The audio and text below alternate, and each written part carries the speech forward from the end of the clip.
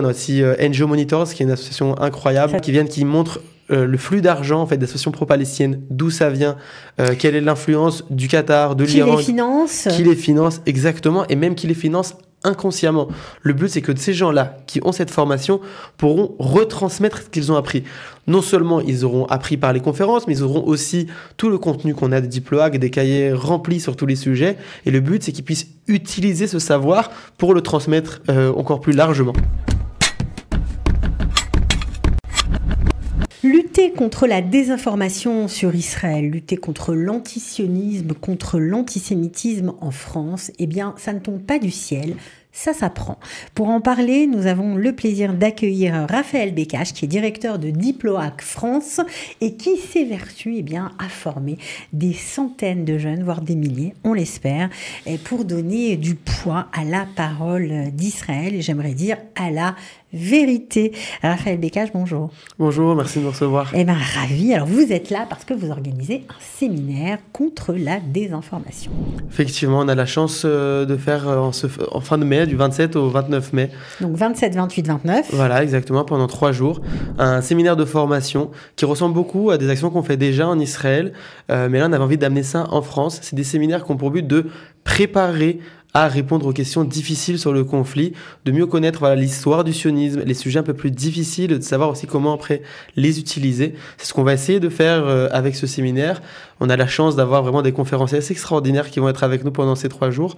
On en est vraiment très contents. En plus, évidemment, de bénévoles de Diplohack qui seront avec nous pour arriver à faire passer ce message en espérant que ça puisse aider après les juifs français à répondre à ce type de questions qu'ils peuvent avoir en ce moment, encore plus en ce moment. Voilà, et puis non seulement les gens qui invectivent la jeunesse, mais aussi pour soi-même, savoir quand on entend quelqu'un auquel on n'a pas les arguments, on a envie de comprendre pourquoi il a tort, pas seulement d'avoir une réaction épidermique ou une réaction qui vient du fond de notre âme. On a besoin d'avoir des faits concrets. Exactement, je pense que beaucoup de gens, en ayant une certaine proximité avec Israël, peuvent voir que ce qui est dit dans le camp pro-palestinien est assez déconnecté de la réalité, mais ne vont pas tout le temps connaître les faits exacts. Et le meilleur argument pour répondre à cette haine qu'on peut voir en ce moment en France et ailleurs, c'est simplement les faits. La plupart de cette haine est vraiment gangrenée de mensonges, gangrenée de biais qui n'ont aucun rapport avec cette réalité. Dès le moment où on connaît mieux cette réalité, ça permet de déconstruire rapidement et de manière forte tout ce discours haineux qui n'a aucun rapport ni avec ce qui se passe aujourd'hui en Israël, ni avec ce qui s'est passé dans l'histoire d'Israël. Voilà, vous avez parlé d'intervenants prestigieux, mais quand on vous connaît bien, le but, c'est pas de la parlotte, du blabla, c'est vraiment avoir des choses concrètes. Donc, il reste une dizaine de places. C'est un événement assez exceptionnel. Vous avez longtemps hésité à l'organiser. Vous en avez bien sûr ressenti la nécessité. Vous l'avez fait. Il faut que ce soit plein, parce que franchement, c'est une occasion unique. Alors oui, c'est 3 jours, mais c'est 3 jours qui valent le coup, franchement. Merci beaucoup. Effectivement, c'est assez... Malheureusement, c'est un peu limité. Il ne reste que peu de place, mais on invite évidemment tous ceux qui seraient intéressés. Il en reste une dizaine. Voilà, moi, je vous dis la vérité. Mais voilà, on aimerait avoir le maximum de gens. Et effectivement, on a la chance d'avoir des gens incroyables qui seront avec nous. On aura Friedrich Ancel, Anne-Sophie Seban. Alors, Anne-Sophie Seban, tout le monde ne la connaît pas. Anne-Sophie Seban, qui est la directrice d'AGC Paris, une organisation très bien qui aide beaucoup à combattre l'antisémitisme en France. Je pense notamment à un rapport qui est sorti il y a 1 ou 2 semaines sur l'antisémitisme en France. Extrêmement important et qui donne des chiffres. Voilà, qui montre qu'il y a 10% de la population française qui est non seulement avec des préjugés antisémites, mais qui est aussi avec une acceptation des actions violentes face aux juifs. 10%, c'est quand même 7 millions de Français. Ça fait beaucoup. Donc c'est important de pouvoir le montrer. Ils ont aussi montré que depuis le 7 octobre, 1/4 des Français ont été victimes d'une action antisémite. C'est des chiffres assez alarmants et c'est important de pouvoir le montrer au grand public. Donc elle viendra parler de ça, mais elle a aussi encore une expertise sur d'autres sujets, notamment sur les accords d'Abraham, dont elle viendra nous parler. On a aussi NGO Monitors, qui est une association incroyable. Ça, ils sont incroyables. Incroyable, qui montre le flux d'argent en fait, des associations pro-palestiniennes, d'où ça vient, quelle est l'influence du Qatar, de l'Iran. Qui les finance. Qui les finance, exactement, et même qui les finance inconsciemment. On pense notamment à la France, à l'Union européenne, qui de temps en temps, en essayant de donner de l'argent à des associations humanitaires, ne se rendent pas compte que, en fait, ceux qui sont derrière vont être des groupuscules terroristes, dont le Hamas. Alors, si les jeunes qui vont venir vous écouter, parce qu'il y a une limite d'âge, d'ailleurs, je ne vous ai pas posé la question, mais... Il n'y a pas de limite d'âge, mais c'est plus axé sur max 30 ans. Certaines personnes seront un peu plus âgées, mais l'âge visé est entre 17 et 30 ans. Alors, ce qui est intéressant, évidemment, c'est que ces jeunes qui vont être formés, à leur tour, vont pouvoir expliquer aux autres. C'est ça le but, j'imagine. C'est exactement le but. Exactement de la même manière que Diploact France a été créé par des gens qui ont fait la formation en Israël et qui ont après voulu l'amener en France. Le but, c'est que ces gens-là, qui ont cette formation, pourront retransmettre ce qu'ils ont appris. Non seulement ils auront appris par les conférences, mais ils auront aussi tout le contenu qu'on a de Diploact, des cahiers remplis sur tous les sujets. Et le but, c'est qu'ils puissent utiliser ce savoir pour le transmettre encore plus largement. Ça veut dire que celui qui va participer au séminaire, est-ce que c'est gratuit d'abord? Alors, c'est pas gratuit, il y a une participation de 100 €, mais ça comprend 3 jours avec des repas inclus, toutes les conférences. Donc, c'est vraiment un prix de... Le logement aussi? Le logement, non, c'est sur Paris, mais... Chacun rentre chez soi le soir. Exactement, chacun rentre chez soi le soir. Mais voilà, les repas sont inclus, tout est inclus, mais il y a 100 € de frais de participation. C'est pas grand-chose, ça vous permet de couvrir juste vos frais. Alors, ce qui est intéressant, c'est qu'ils vont repartir avec vraiment un espèce de bouquin avec tout ce que vous avez compilé comme information. Exactement, ils auront vraiment tout pour pouvoir être prêts, encore une fois, et à agir quand ils le voudront, à pouvoir...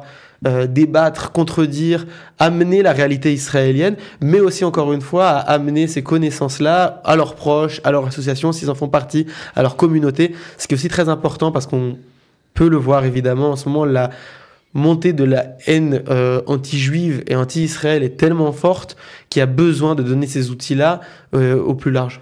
On ne doit pas rester silencieux, on doit s'exprimer. C'est très important, c'est très important. Baisser les bras. Je pense que c'est une erreur. Il faut se rappeler que, même si j'ai parlé justement de LGC, que c'est 10% et que ça fait beaucoup et qu'on les entend beaucoup, une majorité n'est pas de ce camp-là. Il faut montrer que la majorité n'est pas de ce camp-là en amenant la voix juive, fière, sioniste, le fait de ne pas avoir honte de ce mot qui aujourd'hui peut être vu comme un mot péjoratif en France et l'amener avec fierté parce que c'est important encore une fois de revenir aux faits et revenir à l'importance qu'a ce genre de choses.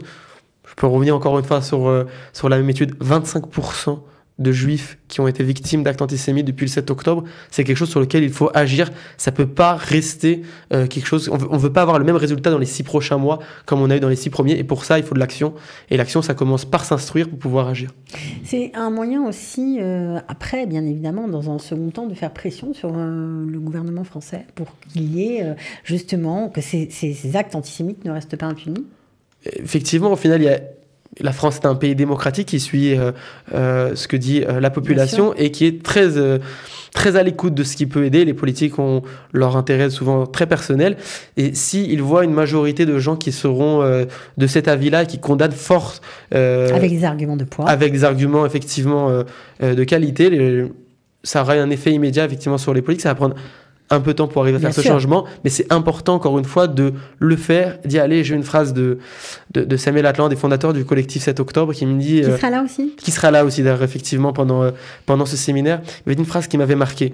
Il m'avait dit, là, j'ai un peu l'impression d'être dans les années 30, et je me suis souvent posé la question de qu'est-ce que je fais ? Et en créant le collectif 7 octobre, j'ai répondu à ma question de qu'est-ce que je fais ? Et là, c'est pour moi une phrase qui m'a marqué par sa justesse, mais aussi dans l'importance d'être actif, dans l'importance d'agir pour éviter de revoir ce qu'on a pu voir dans l'histoire. Alors, il y aura d'autres, bien sûr, intervenants, notamment Aryeh Ben Samoun, qu'on salue ici, qui, depuis le 7 octobre, et bien avant d'ailleurs, mais est un infatigable défendeur d'Israël. C'est impressionnant tout ce qu'il fait, vraiment. Il va intervenir sur quel thème ? Il va intervenir sur essayer de comprendre quels sont les challenges actuels qu'Israël peut avoir au niveau diplomatique et après la guerre. C'est un sujet qu'on parle un peu moins. Qu'est-ce qui se passera après la guerre ? Mais c'est très important d'aborder aussi ça pour comprendre, encore une fois, les futurs problèmes qu'on pourra avoir et être prêt, toujours être prêt On va parler d'avenir dans ce séminaire, parce que là, vous me dites des sujets, le futur État d'Israël, quel visage aura-t-il? On va parler d'avenir concrètement? Tout autant, mais parler du passé, je pense pas que c'est déconnecté du futur. À l'inverse, c'est très juif. On parle toujours de ce qu'on a pu apprendre avant, de l'histoire qu'on a pu avoir pour savoir mieux se préparer à notre vie actuelle et les futurs challenges qu'on aura. Et pour Israël, c'est la même chose. Si on veut se préparer au futur, si on veut se préparer au futur challenge, il faut connaître notre passé de la même manière qu'on connaît le passé de notre peuple. Et c'est ça qu'on fera avec Arié, où ce sera une vision du coup un peu plus effectivement sur le futur. Et ce sera dans d'autres sujets, pas seulement avec Arié. Je pense justement à Samuel Atlan, on en a parlé il n'y a pas longtemps, où ce sera parlé de comment agir aujourd'hui de la même manière qu'il le fait d'une manière incroyable avec le collectif 7 octobre. Bon, alors... Chers parents, je m'adresse à vous. Si vous avez des étudiants, des jeunes qui ont un peu la flemme d'aller passer 3 jours dans un séminaire de formation, ben vous avez vous aussi une responsabilité. Ils vont devoir sécher la fac et aller à ce séminaire de formation. C'est vraiment très important. Je pense qu'ils s'en souviendront longtemps, parce que c'est vrai que c'est des occasions dans la vie. On n'a pas toujours l'occasion d'être formé, d'apprendre des choses concrètes, de gens qui ont la connaissance sur ces thèmes-là, juste pour leur donner, allez, encore une petite piqûre d'envie, on va dire, les sujets les plus, on va dire, qui reviennent le plus souvent dans le débat contradictoire, c'est quoi? Alors, les sujets, j'étais en France il y a un mois, où j'ai eu la chance de pouvoir parler, de pouvoir présenter le point de vue israélien. Il y a eu plusieurs questions qui sont revenues et qui reviennent à chaque fois. Le premier sujet, c'est le fait d'être soi-disant des colonisateurs, des étrangers sur la terre d'Israël. Le fait que les Juifs n'aient pas de rapport avec cette terre et ne sont que des Européens. Cet argumentaire est important à contredire. Non, les Juifs ont toujours eu une envie d'aller en Israël. Herbert Pagani dit « Le sionisme, c'est simple, ça se résume à une phrase, l'an prochain à Jérusalem ». C'est important de le rappeler, que c'est cette situation-là depuis 2000 ans. Et c'est pour ça que nous sommes un peuple indigène sur cette terre, et c'est pour ça que nous avons le droit d'avoir un État en Israël et pas en Ouganda. On nous accuse aussi beaucoup d'être un peuple génocidaire. Un peuple génocidaire, effectivement. Et là-dessus, c'est l'inversion des valeurs complètement. C'est totalement l'inversion des faits. Génocidaire, c'est la manière de faire qu'on a pu voir le 7 octobre. C'est d'aller, de chercher les civils et d'essayer de tuer la majorité des gens d'un groupe ethnique. Israël ne l'a jamais fait, à l'inverse fait des efforts phénoménaux pour éviter d'attaquer des civils et pour être seulement sur le Hamas. Et d'ailleurs, on peut le voir sur les chiffres. Dans les chiffres, si on prend même les chiffres du Hamas qui ont été revus à la baisse de cette semaine, on parle de 50% de maintenant, mais même si on prenait ces chiffres-là, Israël tuait moins de civils par terroriste que la France, que les États-Unis, que la coalition internationale en Syrie. On parle, selon les chiffres du Hamas, de 1 terroriste pour 3,8 civils. C'est 1 pour 7 en Afghanistan, 1 pour 10 en Syrie, et c'est plus encore avec la France au Mali et dans d'autres endroits. Donc, où toute l'Europe est génocidaire, et dans ces cas-là, il y a beaucoup de manifestations à faire et beaucoup de choses à apprendre du côté occidental, où il y a un 2 poids 2 mesures, et dans ces cas-là, il faut essayer de comprendre pourquoi. Bon, alors vous avez compris ce qu'il me reste à faire, vous inscrire très vite.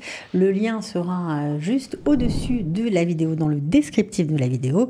27, 28, 29 mai, qu'est-ce que vous faites? Vous êtes au séminaire de formation de DiploAct. Voilà, Raphaël Bécache, bravo pour l'organisation et pour mettre tout votre cœur pour rétablir la vérité. On en a bien besoin.